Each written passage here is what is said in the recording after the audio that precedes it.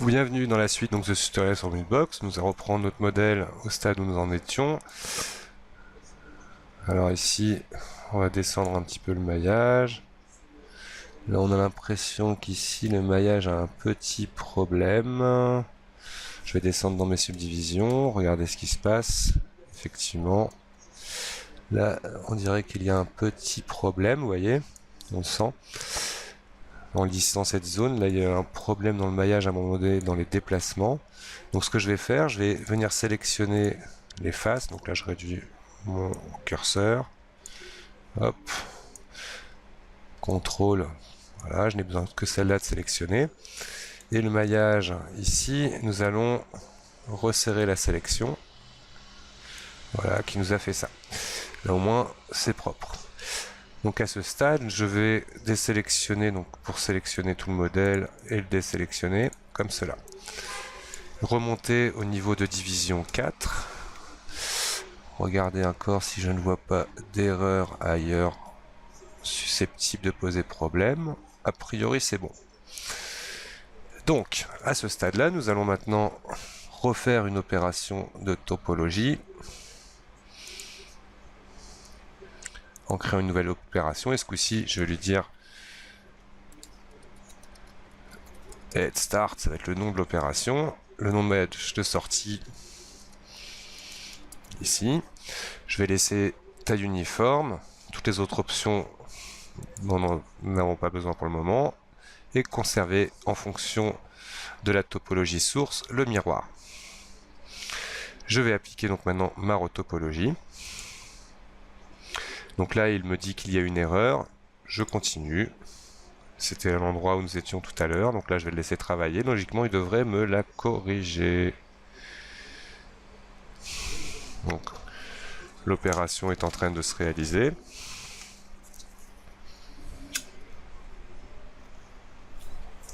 Vous avez en bas ici de l'écran le pourcentage donc, de l'opération et l'action qu'il est en train de faire.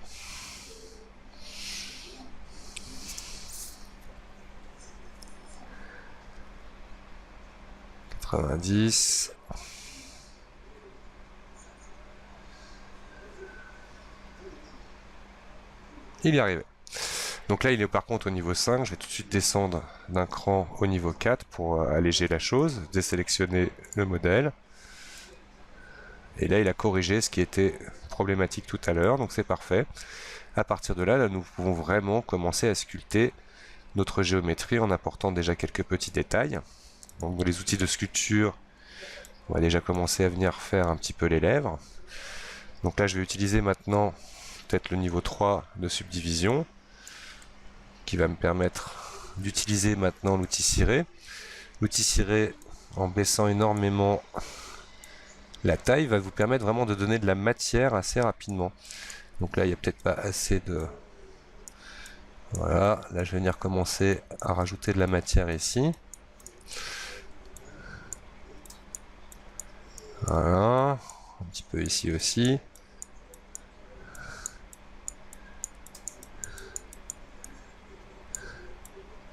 Voilà. Un petit peu de matière un peu comme ça aussi. On va commencer à refaire les plis ici, en enlever un petit peu en dessous.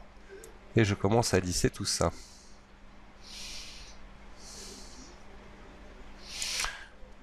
Voilà. On va venir creuser un petit peu l'intérieur. Pour creuser plus vite, je vais prendre l'outil sculpter avec un peu moins de... Il était en mode oreille. Voilà. Et l'outil pincer va me permettre, là je vais grossir tout ça, de rapprocher cette zone. Voilà. Hop. Et en lissant un coup pour éviter que ce soit trop étiré. Et revenir mettre, par exemple avec ciré, maintenant de la matière. Alors. Là je creuse bien, c'était bien ce que je pensais. Il est un peu trop gros.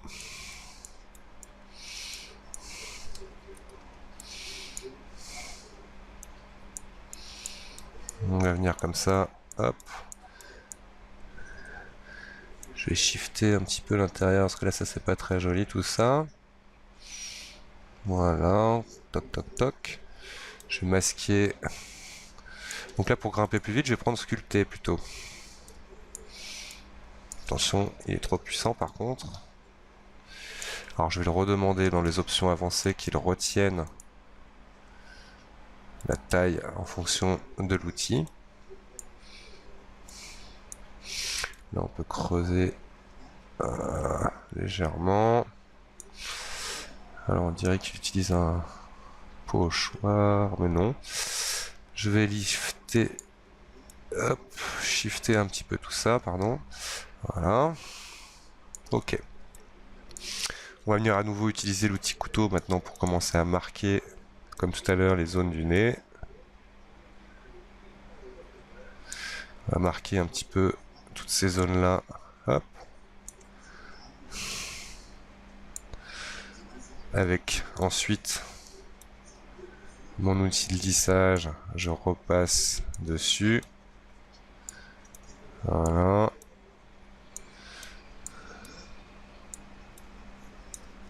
Comme ça. C'est plutôt pas mal.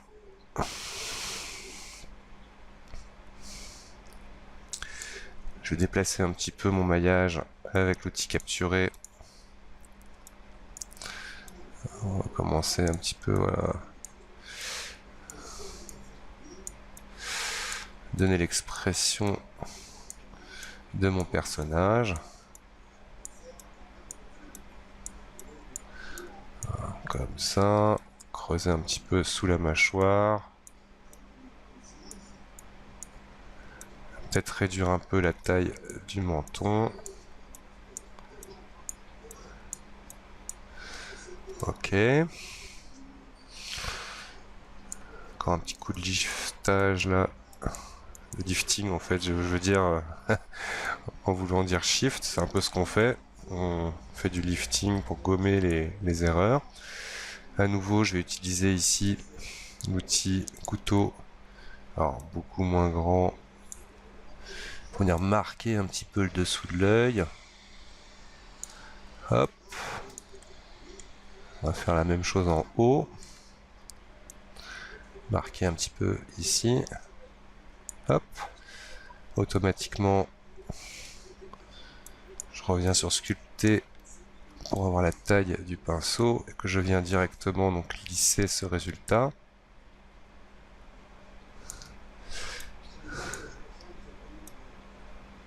Voilà, ça commence à venir. Là, on commence à sentir légèrement les détails se marquer au fur et à mesure sur la géométrie. Je vais ressortir un petit peu de la paupière ici, comme ça, de l'arcade, pour que la paupière justement se marque un peu plus. Voilà, on va venir rejoindre un petit peu ici, redonner un peu de matière là sur le début de mon nez. Shift un petit peu quand même. Hop, redescendre un petit peu le coin ici avec capturer par exemple.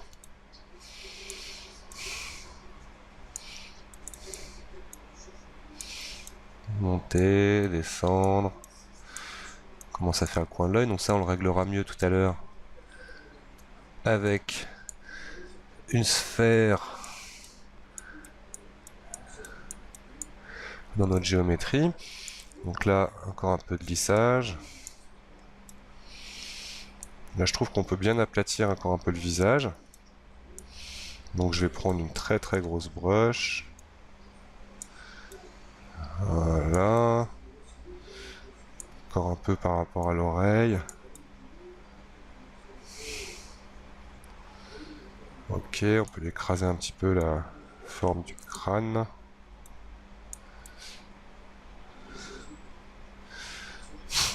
Une tête sympathique. On réduit un peu la hauteur du front. Oui, donc il faut bien exagérer la taille de l'outil capturé pour le prendre en main. Là, on va bouger un petit peu les arcades, sortir un peu ça. Comme ça, là, on peut justement juste s'amuser à changer donc la position de son maillage assez rapidement. Ok. Alors, à ce stade, maintenant, nous allons donc nous dire que les premiers détails important. Les premières valeurs importantes sont posées. On a le nez, les lèvres, les arcades. Peut-être que je vais lisser un petit peu ici au-dessus. Voilà. Et par contre, là, on vient venir resserrer un petit peu ça. Un coup de shift derrière. Je vais modifier un petit peu la forme là, de mon œil.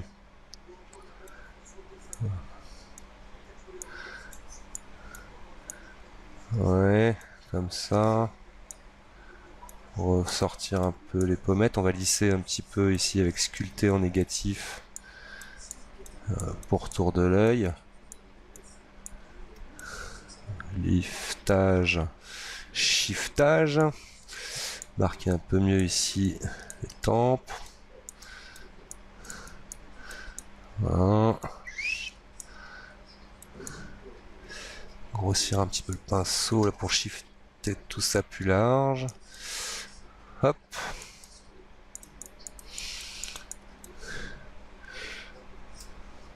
Là ici c'est un peu trop carré, donc je vais descendre de mes divisions. Niveau 2, et là ça devrait être encore plus facile, donc pour lifter, la shifter cette zone là. Voilà. Ok. Donc on imagine à ce stade, là je descends au niveau 0 de ma géométrie, W. Donc là on va imaginer que c'est à partir de ça que je vais partir. Je vais peut-être juste un petit peu aplanir mieux le bas, comme ça, sans l'outil très fixe. Mémoriser la taille, lissage, on va lui faire aussi avancer, mémoriser la taille. Comme ça, tous ces outils auront cirer, mémoriser la taille. Voilà. Et là surtout, donc on est sur l'outil aplanir, sans utiliser le trait fixe, là, qui va me permettre comme ça. Oula, il est peut-être un peu trop violent. M, je vais baisser son intensité. Voilà. Ce qui me permet là de voilà, obtenir quelque chose comme ça, peut-être un coup de shift dessus. Ok. Alors le maillage est propre, je n'ai pas à mon sens besoin d'appliquer une nouvelle opération de topologie. Alors par contre si vous voyez des choses un peu bizarres dans votre maillage, n'hésitez pas à refaire une opération de topologie. Peut-être juste avant de l'envoyer sur Max pour faire son développé, je vais creuser un peu plus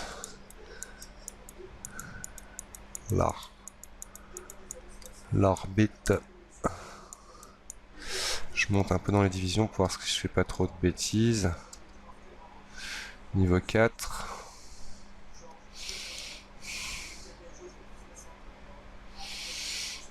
Voilà, bon à partir de là, on a le maillage de base sur lequel on va venir pouvoir faire nos détails. C'est marrant, j'ai l'impression d'avoir super lifté mon nez. Il a perdu tous ses détails, le nez.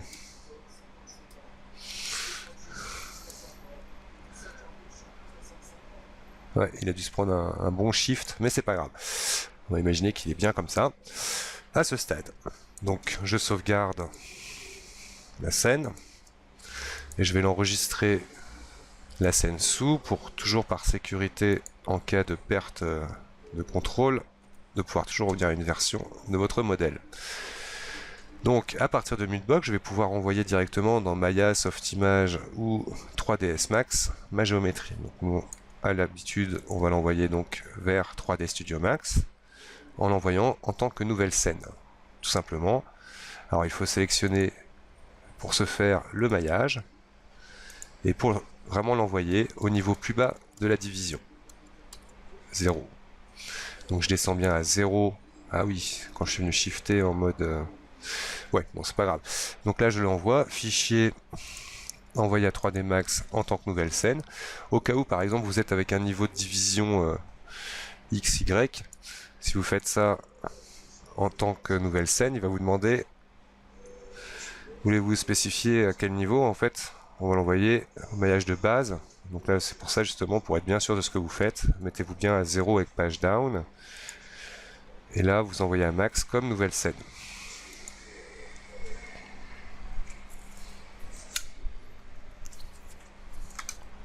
Donc 3D Studio Max va charger le modèle. Et on voit qu'il est connecté à Mutebox. Ici, vous avez l'état en un clic qui permettra de basculer votre géométrie très rapidement vers Mutebox, une fois que vous aurez opéré. Donc, ceux qui n'ont jamais fait de 3D Max, vous avez pas mal de vidéos pour apprendre. G pour masquer la grille. Je sélectionne mon modèle, je vais dans le menu modifier, appliquer un modificateur. Alors, Head Start 1, je vérifie quand même que dans Mutebox, a priori, c'est comme ça qu'il l'appelle aussi. Oui, c'est comme ça. Hop. Donc ici, je vais donc dans 3D Studio Max mettre dans le menu modifier le modificateur développer UVW. Développer son menu pour aller chercher le sous-objet arête.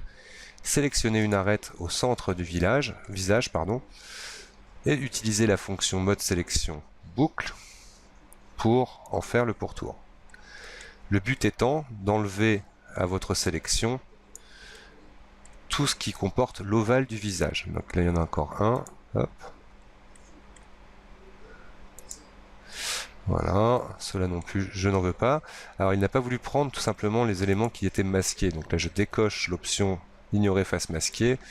Et là, il m'enlèvera automatiquement ce que je veux. La logique étant plus ou moins derrière l'os de la mâchoire et un peu au début du cuir chevelu. Donc on imagine, là, on peut rajouter quelques petites arêtes jusque là, en imaginant que mon personnage, son cuir chevelu, commence ici. À partir du moment où vous avez fait donc cette sélection d'arêtes, vous allez utiliser dans éplucher la fonction convertir la sélection d'arêtes en couture. Elles sont devenues bleues. Cliquant dans le vide, voici donc ma couture de géométrie. À ce stade, je vais passer donc au sous-objet polygone du développé UVW, cliquer sur n'importe lequel de mes polygones, étendre la sélection de polygones aux jointures. Toc, donc en l'occurrence, il va sélectionner tout le maillage. Et à partir de là, je vais utiliser la fonction épluche rapide, qui automatiquement va m'ouvrir l'éditeur d'UV en ayant correctement mis à plat ma géométrie. Alors je vais masquer dans la fenêtre ici le maillage, pour vérifier que surtout dans les zones des oreilles, qu'il n'y ait pas de croisement de polygones, mais ça m'a l'air plus ou moins propre. Ouais, c'est propre. C'est même pas mal du tout. Et utiliser la fonction arranger les éléments, emballer, personnaliser, qui va me permettre automatiquement de ranger donc mon maillage dans la zone de sortie UV. Si elle en dépasse, il y aura un problème d'UV. Donc là, je clique dans le vide pour désélectionner. Nous avons une possibilité de sélectionner toute la partie si en faisant juste un clic sur un polygone avec la fonction élément. Je vais quand même ici utiliser un peu de relâchement par le centre, selon l'angle des polygones, et lancer un petit peu de relâchement pour voir si je peux optimiser un petit peu le résultat. Voilà. Donc là, on voit par contre, il sort de la zone UV. Ne pas oublier de cliquer dans emballage personnalisé pour le remettre bien dedans. Et là, a priori, je suis parfait. Donc en gros, c'est à partir de ce maillage de base que nous allons travailler le reste de notre personnage. Donc là maintenant, dernière phase, je vais reconvertir ma géométrie en polygone éditable. Et cliquer sur le bouton état en un clic, qui va mettre à jour. Oups, Mutebox était ouvert tout seul, j'ai réduit Mutebox du coup. Alors souvent, alors ça c'est un truc assez incompréhensible, mais il ne revient pas sur la bonne caméra. Vous recliquez tout simplement sur la petite maison et vous revenez à votre géométrie. Là, je vérifie, donc déjà je désélectionne le modèle. Je vérifie bien dans ma vue UV que j'ai bien l'UV de ma géométrie mis à plat. Et donc là, à ce stade, nous allons commencer à rajouter vraiment des détails en imaginant que ce maillage de base sera le point de départ de ma modélisation. Donc à tout de suite pour une prochaine vidéo, donc le rajout des détails, des matières et des sculptes peinture, moins des couches de peinture, pardon. Merci d'avoir regardé la vidéo et à tout de suite pour la suite.